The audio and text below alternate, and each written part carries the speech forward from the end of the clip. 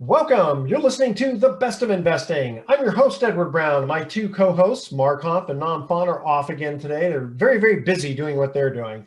Our phone number is 888-912-1190. Use that number to answer the trivia questions for a 5-pack tanning certificate given away during this show.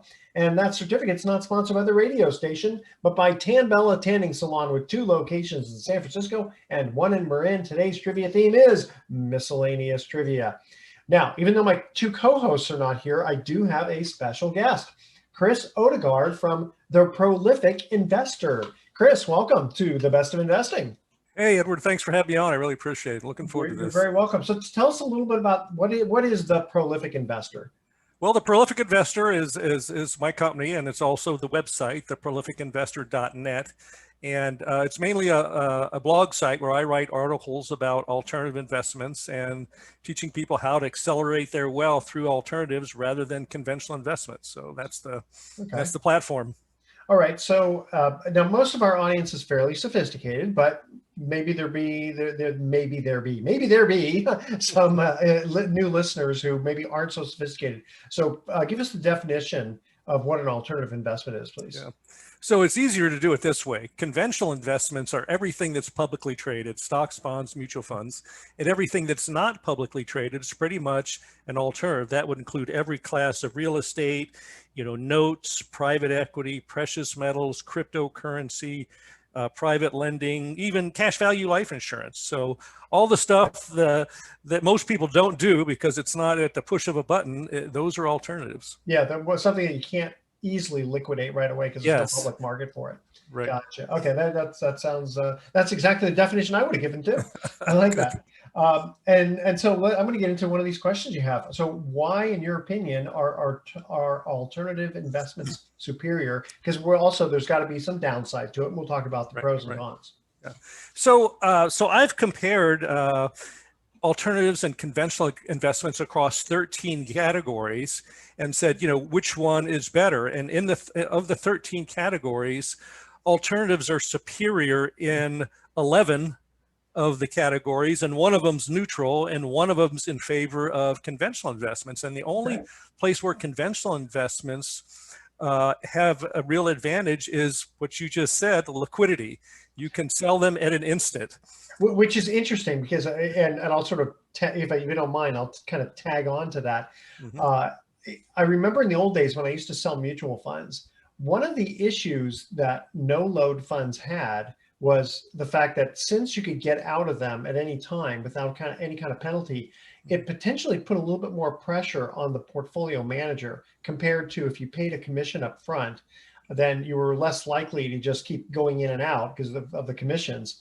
And it gave the manager a little bit more stability with regard to what he could do with the money. He didn't have to keep a whole bunch of money in cash, not earning anything. So there's the pro of being able to have liquidity, but then on the flip side, there is the con from that end. Now that was mutual funds. So yeah, and the con of liquidity is volatility, right? So they kind of go in opposite directions. So if you look at some of these other categories, so alternatives, give you more control in many cases.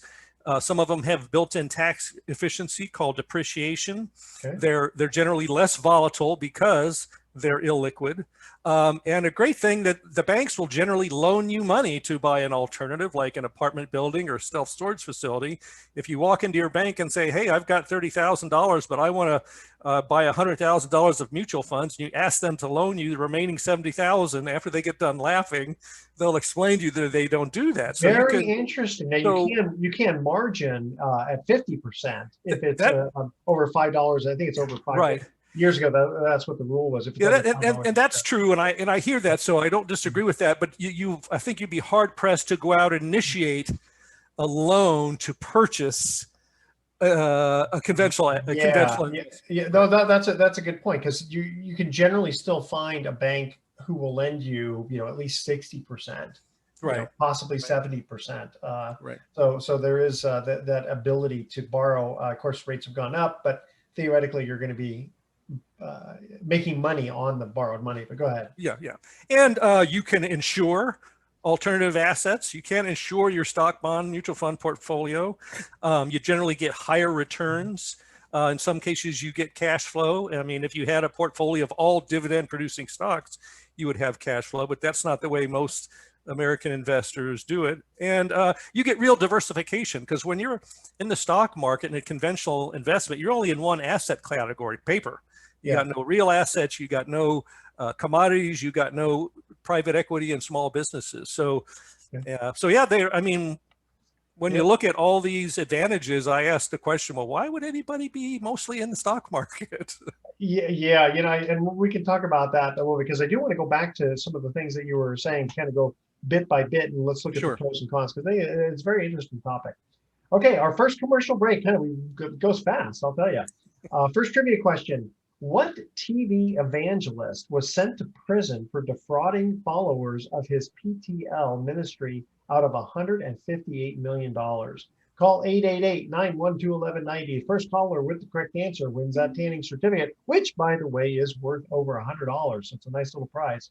Again, what TV evangelist was sent to prison for defrauding followers of his PTL ministry out of $158 million? Call 888-912-1190. Again, first caller with the correct answer wins that tanning certificate. Stay with us. The Best of Investing. We'll be right back.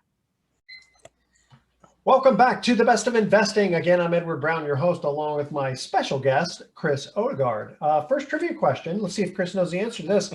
What TV evangelist was sent to prison for defrauding followers of his PTL ministry out of $158 million? Who was that? Well, I think there were two parties. The one that I can think of was Tammy Faye Baker. I don't remember who. I thought maybe it was her and her husband. Her husband, yes. Jim Baker, actually. Okay, there you go. I couldn't remember that. In fact, I remember hearing a story that he would send out for like 30 cinnamon rolls every single day, and he didn't eat them. He just liked the smell of them. Oh, wow. Hopefully someone ate them rather than all the waste. I hate the waste. Okay, so we're talking to Chris Odegard about alternative investments. And we kind of skimmed over really fast on some of these. So there was the liquidity part, which again has its pros and cons to it. What was the next one you said about? Control was one of them. Control. Okay, so let's talk about the control for a minute. So control, I think about, okay, the stock market, you can't control whether it's going to go up or down. You can't control whether, IBM is going to make money or whatever. All you can control is if you want to buy it and when you want to sell it.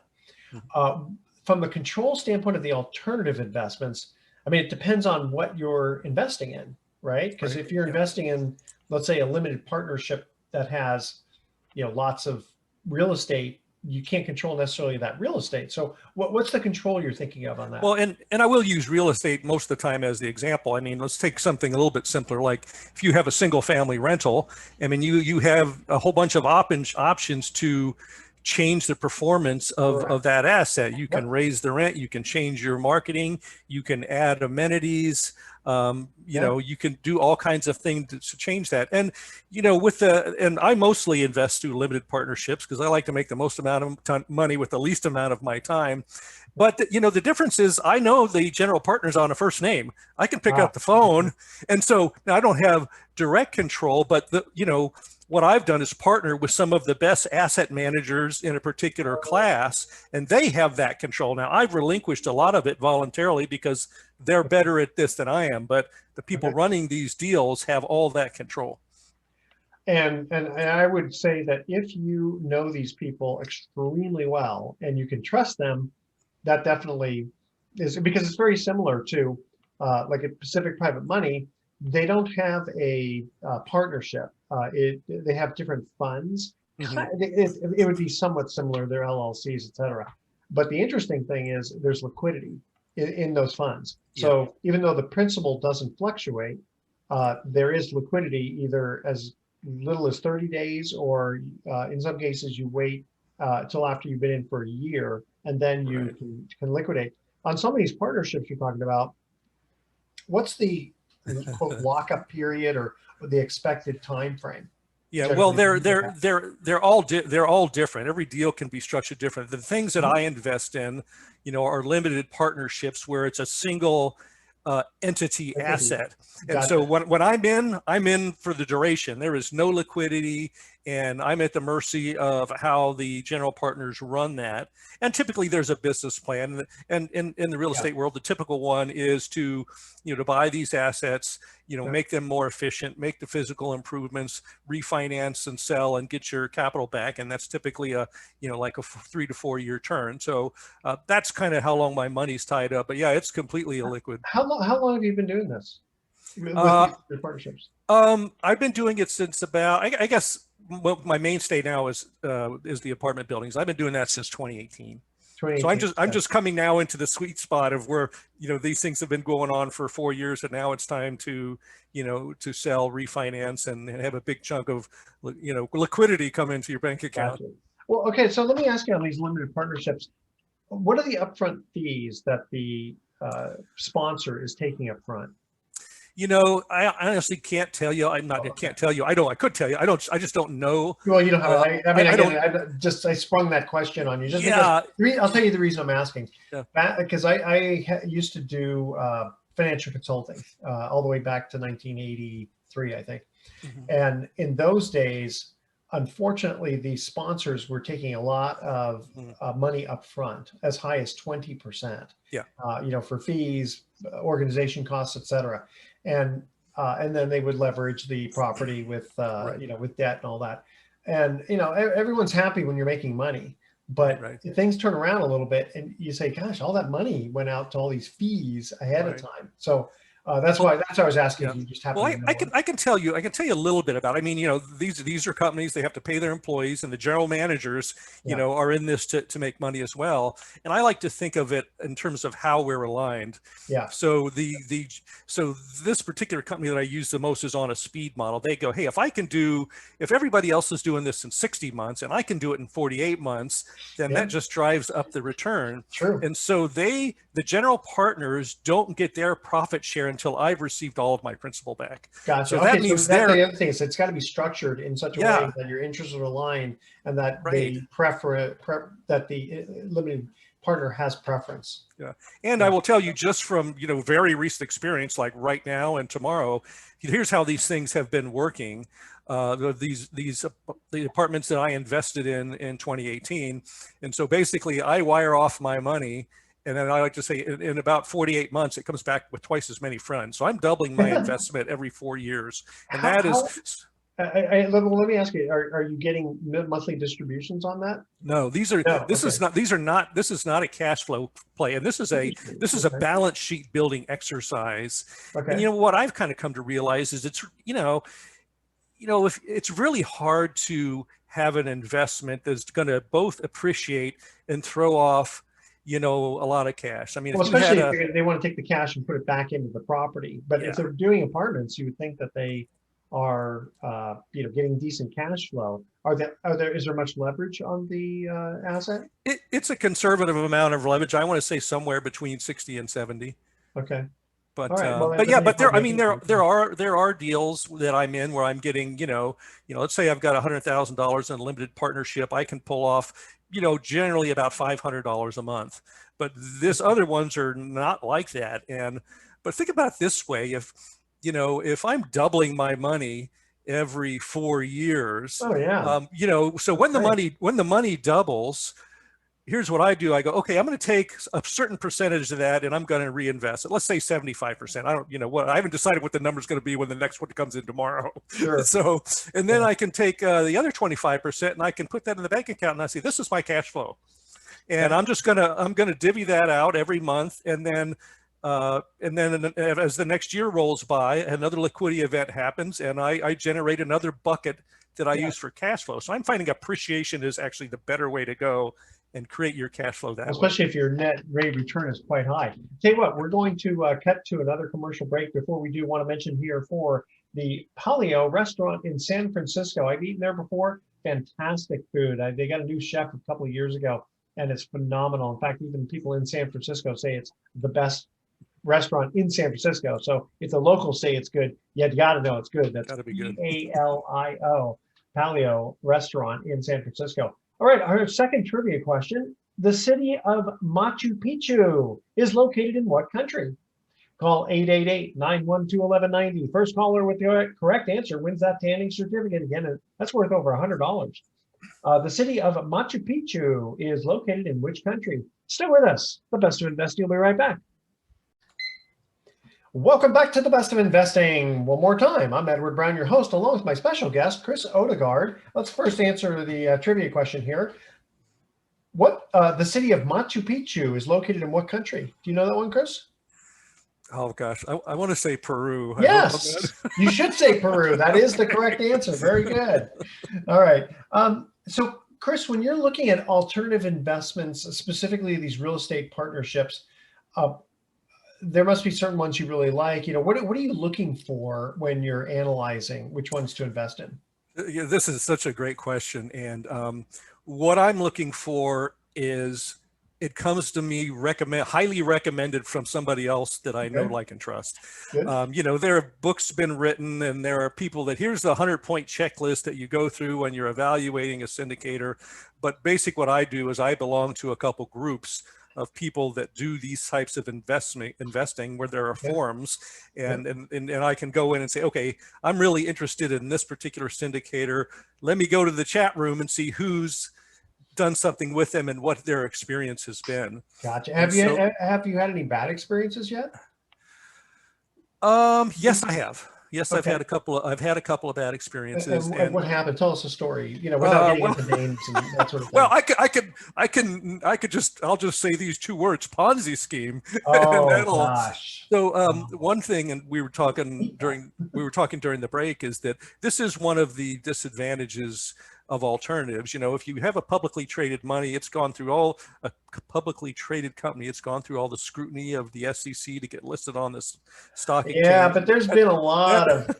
Listen, I'll tell you, in the 70s, and then going into the 80s, sometimes the accountants, the big CPA firms were in on it because what would happen is if you're XYZ company and you're paying $50 million for the audit, and you have potentially a qualified opinion, and you want it to be regular opinion, they've been like, well, if you want to be our auditors next year, you'll make this an unqualified opinion.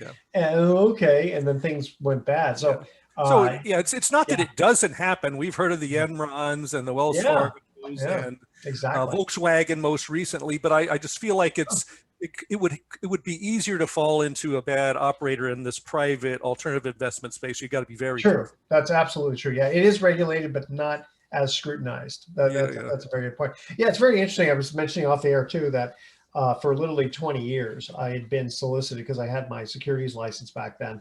I don't have it anymore. Where people were, hey, sell this investment to your investors base, blah blah blah, and I'd look at it and I don't think so. And then, interestingly enough, Mark Hanf and I started doing the radio show back in 2010, and we actually didn't do any business together. We just did the radio show. And then after about 3 years, when he knew that I had a lot of experience in this, and he wanted to start a fund, I kind of helped in the guidance, let's put it that way. And so he asked me to help raise money for it. And I said, Mark, I've gotten to know you for 3 years now, and you're a pretty decent guy. I can sleep. I think I can sleep well at night helping you, Right. And so I started helping them back in 2013, and we've raised, a lot of money. Right. And so far every investor has been happy. No one's ever lost money and all that good stuff. No Ponzi scheme, which is good. But interestingly enough, and I don't know what kind of rate of return you're looking for. I mean, you did say double it in 4 years, which obviously would be tremendous. That's in the 25 around. Those are typically around the 25% average annual return. Yeah, simple rate of return, which is probably about 20% annualized, but which is still fantastic. So with Pacific Private Money, like one of their specific funds is called the Freedom Fund, and that one pays either 7, 8, or 9%, depending upon if you put in 250,000, 500,000, or $1 million. But it pays monthly distributions. Right. And there's no lockup. You just give them 30 days notice when you want your money back. So what some people do is they deposit a lot of money there as a sort of like a money market account, but they can't write checks on it. And then until they find their next, alternative investment or stock market, they're waiting for it to rebound, et cetera, et cetera. And I mean, where else can you get on a somewhat, fairly liquid asset that doesn't fluctuate in principal? Where can you get 7 to 9% in today's market? No, that's great. And if you don't do something like that, and you have all that money sitting in the bank, you guarantee that you're losing 7 to 9% a year with the official inflation, and more with the actual inflation. Absolutely. In fact, it's really interesting because I got a call today from a client who already has 7 figures in this fund, and he wants to add another 500,000. And we talked about it, and he said, I feel comfortable with you guys, and I understand what's going on, and I've got enough money for my inventory, but I've got this 500,000 extra that's sitting around earning, close to zero. So I said, well, listen, I'm not going to push you one way or the other, but we've got enough business to keep us busy at Pacific Private Money. So if you feel comfortable, because remember, you just have to give 30 days notice when you want your money back. Right. So for more information on that, go to pacificprivatemoney.com. So now, Chris, you are the prolific investor. Now, do you make your money doing the blog, or is it just okay? Well, what do you do for a living then? I live off my passive income. So there you go. I guess I'm putting my money where my mouth is. The prolific investor blog side, I'm really just interested in helping people. It's not a money making thing, and good for you. I was gonna say, how did you make your money? Well, I was an employee for many decades, and I was a conventional investor in 401ks until my mid 40s, and then I had this huge illiquidity event where I lost 55% of my assets, $1,000 of month in cash flow. Could have been from anything. Mine happened to be a divorce. And then I happened to read a book called Rich Dad, Poor Dad. Oh yeah, sure. My wife likes that book. Yeah, and I moved from conventional to alternatives, and in 9 years, I made all that up, multiplied it many times over. Never have to work again. Okay, well, we're going to get into that because I also want to talk about the 401k things. But okay, so here's third trivia question. What nursery rhyme is believed to be associated with King Richard III, who was defeated at the Battle of Bosworth in 1485? Call 888-912-1190. First caller with the correct answer wins that tanning certificate. Stay with us. The Best of Investing will be right back. Welcome back to the Best of Investing. Edward Brown here along with Chris Odegard. All right, our third trivia question. What nursery rhyme is believed to be associated with King Richard III, who was defeated at the Battle of Bosworth in 1485? I know you know the nursery rhyme. You just may not know if it's I might not know the association. Okay. Sounds like something to do with Robin Hood or something. But. No, actually, the Robin Hood would have been with the Magna Carta, King John. But anyway, Humpty Dumpty. So Humpty Dumpty. The reason they called him that is because King Richard III had some kind of hunchback, and then he was a little bit rotund, I guess. And Wall was the name of his horse. So Humpty Dumpty sat on a wall, meaning his horse. He had a great fall, et cetera, et cetera. Well, so how about that? Anyway, that's kind of that's a little bit of useless trivia. Okay, so now, Chris, one of the things when you had said that you wanted to be on the show was why 401ks do not work for 92% of the population. I'm waiting to hear the answer on this one. Go ahead. Okay, so in conventional investing, and you might know this, the typical a financial advisor uses something called the 4% rule. Yeah. And the 4%, so it's conventional investing is you build up this mountain of mutual funds that don't produce cash flow. So when you want to stop working, you have to sell off those assets a little bit at a time so you can produce the cash flow to fund your lifestyle. Yes. And the rule is the 4% rule, which says, okay, you can probably sell off 4% of your assets a year and not run out of money while you're still alive. And theoretically, if you earn 0% and you lived only 25 years, that equation would be 100% accurate. Okay. So and then the question that most people ask is, well, how much money do I need to have to retire? And I think that's the wrong question. But when you approach it from that direction, the question you should be asking is, what type of income do I want to have in retirement? So let's say you'll just pick a number and say it's $100,000 a year. Well, if you want to have $100,000 in your retirement, and you back into the 4% rule, that puts your portfolio at $2.5 million. How many Americans are ever millionaires, much less multimillionaires? 8% of the population. So that means I'm surprised even that high, but go ahead. This whole thing doesn't work for 92% of the population. Okay, well, that's the 4% rule, but how does that work though with the question of why 401ks don't work? Because that's the main place where everybody puts their money. Oh, okay. Because it's interesting. I've heard some advisors say instead of doing a 401k, you should just pay the tax and then put it into a Roth. Yeah, right. If you can. And it's like, but I mean, most Americans are saving for retirement in their 401k. And let's say I was being greedy. $100,000 is too much. Let's go with the median income, which is around 63. If you apply the 4% rule to that, you're still at $1.5 million. So that still excludes. Well, okay. So the 401k, you weren't really talking about that specific vehicle, because you can, let's say you love those real estate limited partnerships. You can put that inside of a 401k. You're just sort of wasting the depreciation aspect of it. Right. But I always say economics first, taxes second. Right. If you're going to really, let's say, double your money in 4 years, that's a great place to put in your 401k. Yeah. So it doesn't. Yeah, you're right. It doesn't really. Well, I'll talk a little bit about why 401k suck. But please go ahead. But so that statement applies to the conventional wisdom of building this mountain of money. Most people will never have the $1 million or more that it takes to live at the median income. And now the rule, they're finding out the rule isn't working. So now it's the 3% rule. So that just makes the situation even How about worse. The negative 1% rule? Yeah. There you go.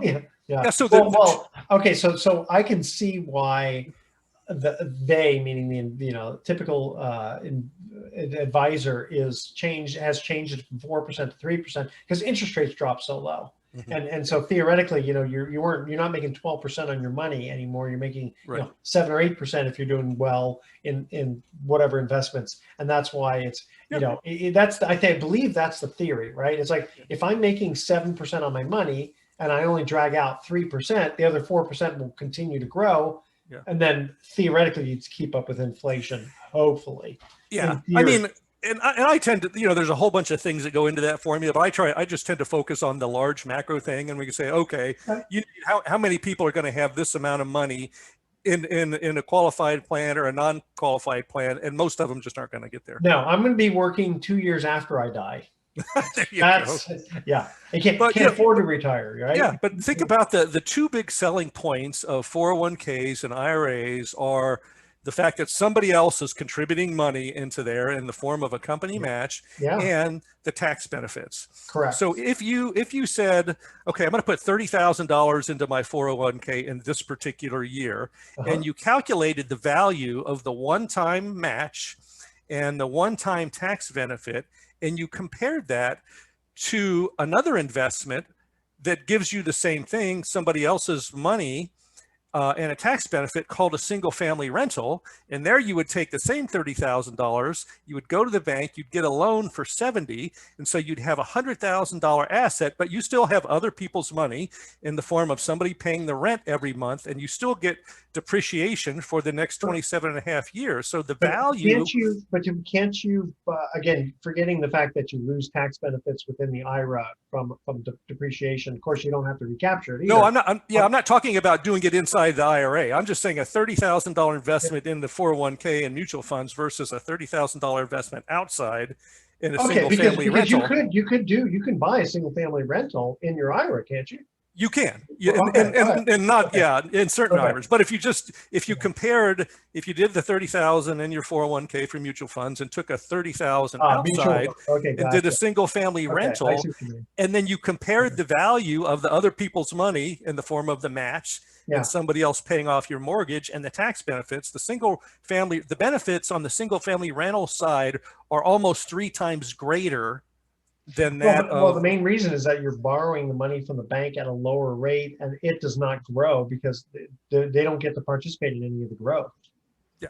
Well, I'm just saying you get somebody else's money and you get tax benefits, and the benefits are more than these great selling points that we're told about the 401k. Well, so you'd be better off accumulating a single family residence every 1 or 2 years than plowing that money into you'd be better from a return. Now, here's the thing: is the single family residence, depending upon where you live, can you buy a house for 30,000? I mean, or I'm sorry, for 100,000. Yeah, right. With 30,000 down.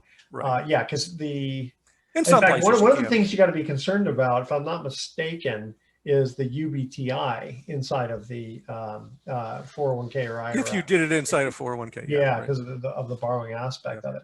Tell you what, we've got 30 seconds. Chris, tell us information on your Prolific Investor blog, so that in case the audience is interested in linking up with you. Yeah, everything about me is at the prolificinvestor.net. I wrote a book last year called Get Off Your Ass and Manage Your Money, Why You Need Alternative Investments. And you can link to that right there.